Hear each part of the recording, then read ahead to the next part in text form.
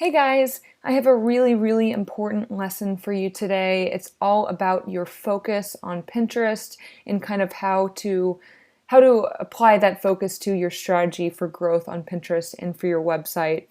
And this lesson is so important. And just to put it into perspective, we've had Pinterest Avalanche up for almost a year now, and I'm just now adding this video. And part of the reason for that is because I keep learning about what's working, what's not working on Pinterest. And as the algorithms change and stuff, of course, you have to kind of change your strategy. So, I may change this video from time to time, but as of right now, this is the most relevant video to kind of, figuring out your Pinterest strategy and what you should be focused on for growth. So we're going to talk about algorithm changes, thoughts on followers, and focusing on content, and lastly, how often you should publish new content. So let's talk about algorithm changes. This course is going to have to be updated quite frequently because Pinterest does change their algorithm a lot. The more they grow, the more users are on the platform. They're always making changes, and especially over the last year, they've made really big changes. And I think a lot of this too is because it's not just about user-based content. Now they have promoted pins, and they have a lot of businesses that are kind of spending money with them, and they need to appeal to those people as well. So there's been all kinds of algorithm changes, and sometimes they're good, sometimes they're bad. I mean, we'll talk about followers in a minute and some of the bad changes, but with every change, the focus of Pinterest is on creating the best user experience, and they do this by shifting the focus to content. And so what I mean by that is that they don't care about repins, followers, etc. They care that people are saving and sharing the best content on Pinterest. And I know this because of the types of changes that they've made. They've tested a lot of things over the last year. They've changed how the repin counts are calculated. You used to be able to see for every single pin that you pinned on Pinterest, you used to be able to see how many repins that specific pin got each day, each time you pinned it. And then they moved to this aggregate pin count. So now anytime I post the 8 yoga poses for fast fat loss, the pin count says 8,000 or 9,000 because it calculates how many times that pin has been pinned across Pinterest, and every single instance of that pin shows that aggregate count. So they're kind of moving in that direction. Some accounts over the last couple months have actually had their repin counts completely disappear. So when you click on the pin, you can then see it. But if you're just scrolling through your feed, they've completely removed all repins. And this is showing up for some people, and we don't know yet if it's going to be a permanent change. Sometimes they test stuff out just to see how people respond to it. I suspect that at some point they may remove followers from your account or remove it from display. And really, all these changes show us that Pinterest cares about what their users are pinning and saving and what they enjoy the most. They don't really care. It's not a popularity contest. They want the best content to kind of raise the top. And this is why when we talk about SEO, the reason that SEO, when you keyword stuff, the reason that when you keyword it perfectly, your stuff doesn't just bump up to the top is because it's in the algorithm for that content to be at the top based on a number of different things. Keywords are a big part of that, but not all of it. And the reason for that is think about it. If somebody posts some really crappy content on Pinterest, but they keyword it right, maybe it's some horrible image that nobody really wants to click on, but they've keyworded it properly. If it was only for keywords, right, that image would go all the way up to the top and it would be seen the most often. But Pinterest doesn't want that seen the most often. They want the content that is beautiful and engaging. They want that stuff up to the top, and they don't really care about the popularity contest of repins and followers. And so, as of right now, this is kind of just the way that things are going. And ultimately, no matter what the change is, they want the focus to be on the content. So it's just really important for you to understand that as these changes roll out, because they will continue to do that as Pinterest grows and more people use it to promote stuff. It's growing rapidly, and these things will change. So let's talk about sort of how that relates to followers. And I want you guys to think about this because with any social media, followers are everything, right? It's the social proof. Everybody wants all those followers. And I'm going to kind of talk about why you should shift your focus away from followers. So the algorithm changes over the last year have made a really big impact on how you get followers. And when we first released Pinterest Traffic Avalanche, we were getting about 333 followers a day.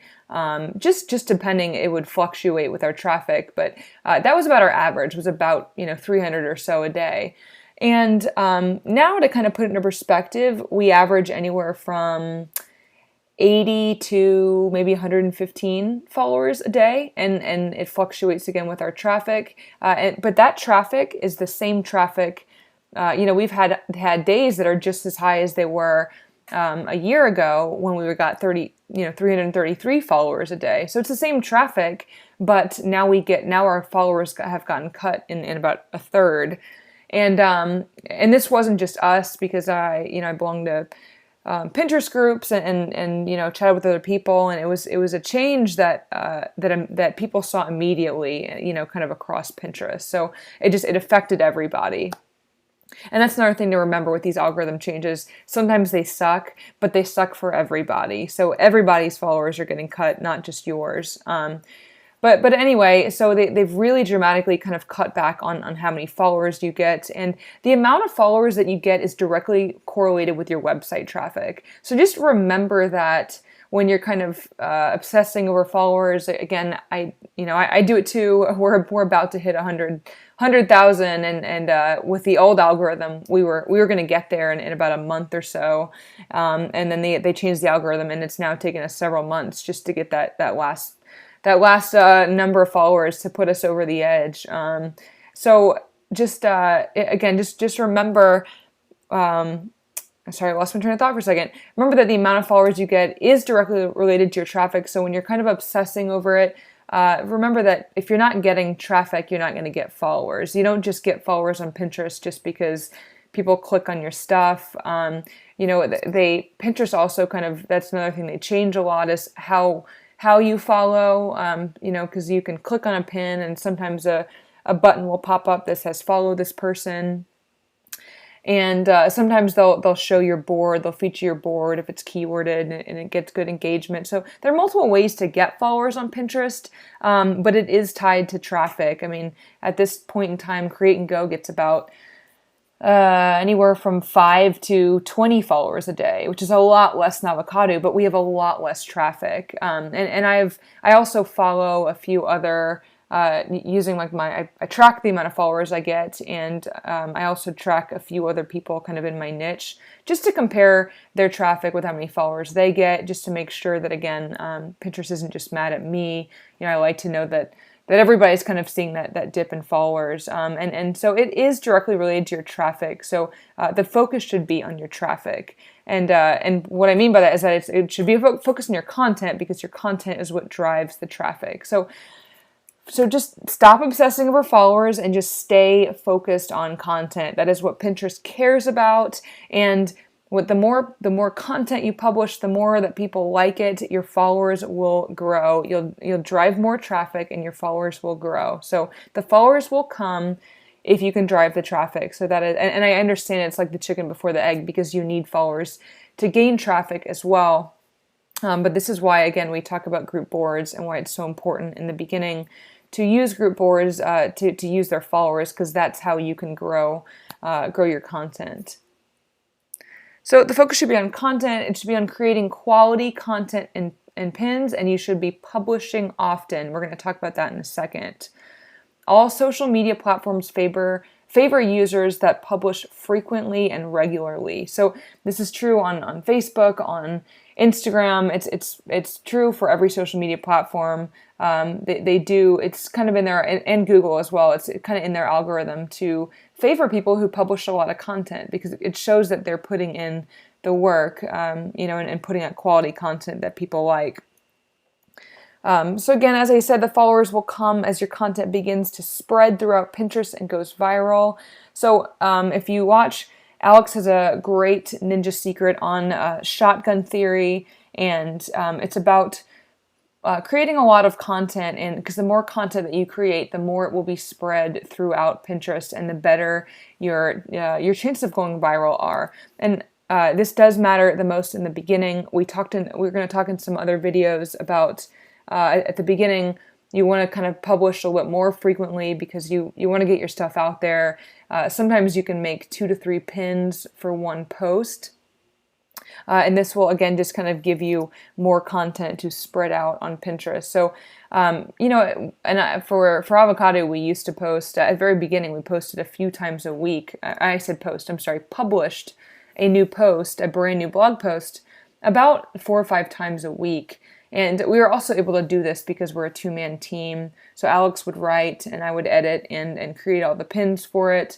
But we knew that we needed to get a lot of content out there. So this is what we did at the beginning. For the first few weeks, we really focused on just getting a bunch of content out there. So it does matter the most in the beginning. And as you grow, you can scale back to only posting once, twice a week, or whatever works for you. But again, your focus should be on content. So let's talk about publishing new content. Your question is going to be how often, right? And I wish I had a short answer, but it really does depend on a few factors. I recommend anywhere from 1 to 3 posts. That's going to be kind of ideal at the beginning, but it depends on what type of content you have and how much time you have. So I know if you are a relatively new blogger, your time is going to be, you never have enough time, right? Because you're trying to get your website up, you're trying to get your email lists managed, you're thinking about how you're going to monetize, and you got to think about driving traffic and joining group boards on Pinterest. So there's so many things that take away from your time. So at the beginning, if you're a new blogger, you really just have to kind of find that balance. And the more the better, really, at the beginning. But you do have to kind of think about that. And the other reason why I say it depends is because it depends on what type of content that you have. Now on Avocado, we've started creating somewhat shorter articles that are kind of just easy to consume and easy to pin, easy to share. And the reason for this is that we don't go after Google SEO on Avocado. We've talked about this in other videos, but in the health and wellness niche and weight loss is one of the most popular and highly trafficked niches in the world, and that makes it incredibly difficult to rank for anything. So not saying it's a bad strategy, but for us, because we manage multiple websites, we have our focus on other things. So we focus on driving traffic with Pinterest on that website. So with Avocado, again, we post those shorter articles, but now if you talk about Create and Go, we don't publish nearly as often there. We try to publish once a week, just kind of depending on what other projects we have going on, because again, some things kind of take away from that. But on Create and Go, we publish once a week or so, and the reason is because our articles are 3 or 4 times longer than they are on Avocado. Avocado might average about 1,000 words, and Create and Go's articles are about 3,000 or so. And at this point, we actually hire out writers to write posts for us on Avocado because we just don't have the time to publish that often. But we know that we get a lot of traffic, and it ends up making up for that. And then Create and Go, of course, is a totally different ballgame because we talk about our own personal experiences, and we have to write that personally. So again, it just depends on your situation, what kind of content you're writing, how much time you have to invest in it and that sort of thing. But 1 to 3 posts is really going to be ideal if that's possible for you. 4 to 5 is really hard to keep up with, but it has the potential to really help you grow a lot faster. So if it's in your budget to maybe hire out a little bit of writing, or if it's something that you want to do because you don't like writing. I personally hate writing. Alex does most of it because he enjoys it for the most part.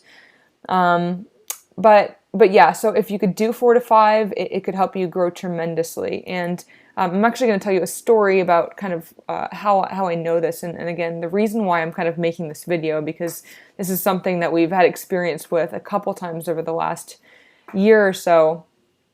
So there was this one point in time we were in Colorado, visiting Alex's mom, and we kind of just we had taken some time off from writing. Our traffic was just soaring. I mean, we had so many different things going viral every week. It was just great. It felt like everything that we touched turned to gold as far as traffic was concerned.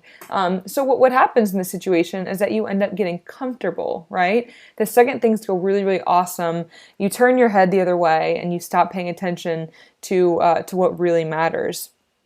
And what happened was we kind of went a couple weeks without publishing anything, and we just kept putting the same old stuff on Pinterest. And what happened was our traffic just steadily declined to the point where it kind of bombed for the next few weeks after that. And we realized what happened is that we stopped publishing new content, and people had already seen all of our old stuff, right? And Pinterest probably wasn't showing us as much love because we weren't giving users new content.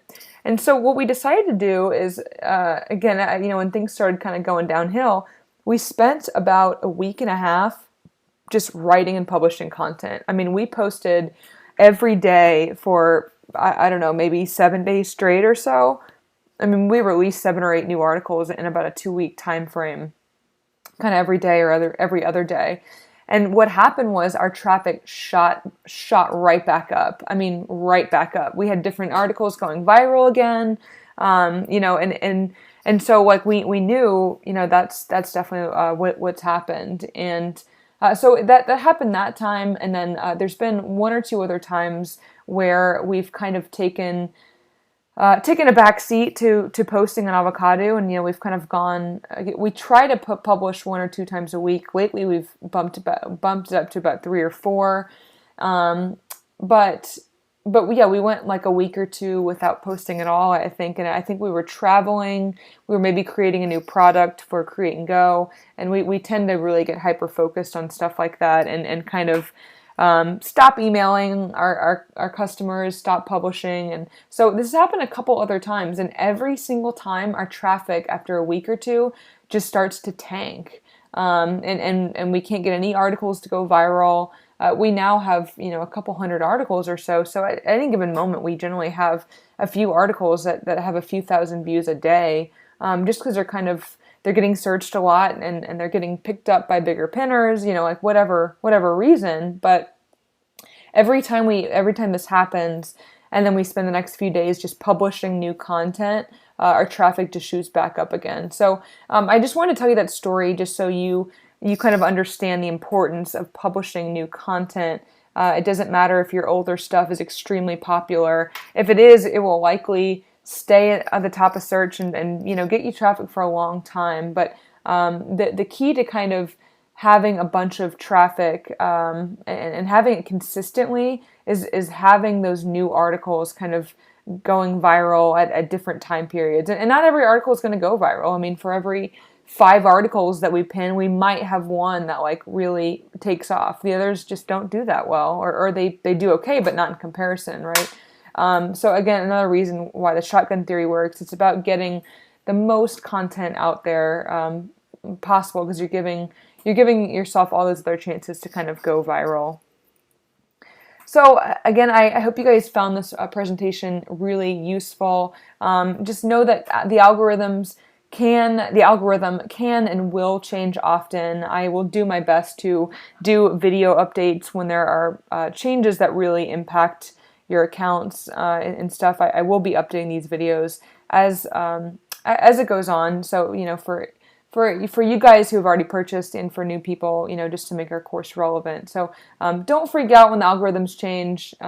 It's they're trying to improve user experience, and remember that it happens to everyone. Focus on content, not followers. Yes, followers do matter, but your content, your focus and your time and energy should all be spent on just creating new content and creating quality content that will go viral and that will get shared a lot, and the followers will come if you can do this. Remember that they are tied to your traffic. So your whole point here is to drive traffic. It's not to get a bunch of followers on Pinterest. It's to just drive traffic to your website, because that is how you're going to monetize. How are you going to make any money, right? Is those visitors on your blog. So the focus should be on your content. Publish new content as often as you can, depending on the type of content that you have and how much time you have to invest. Find a balance and a schedule that work for you. I do recommend, if you're kind of in the beginning stages, I do recommend seeing if you can block off a week or two to just do nothing but publish content, just so it's there, and then find a regular schedule for kind of how much you want to pin and write each week. But at the very beginning, it's a very good idea to kind of block off some time and just publish some content. That's why in other videos in this course, I talk about having a minimum of about 10 posts to kind of begin with. So just something to keep in mind. Again, this video is really, really important, and I'd be happy to answer any questions about this stuff in the private support group, but I just really wanted to kind of tell you guys where your focus should lie, and just keep this in mind as we go through the rest of this course. And again, you'll notice we talk a lot about images and content for that reason, because it's just so important. So, all right, guys, I'll see you on the next one.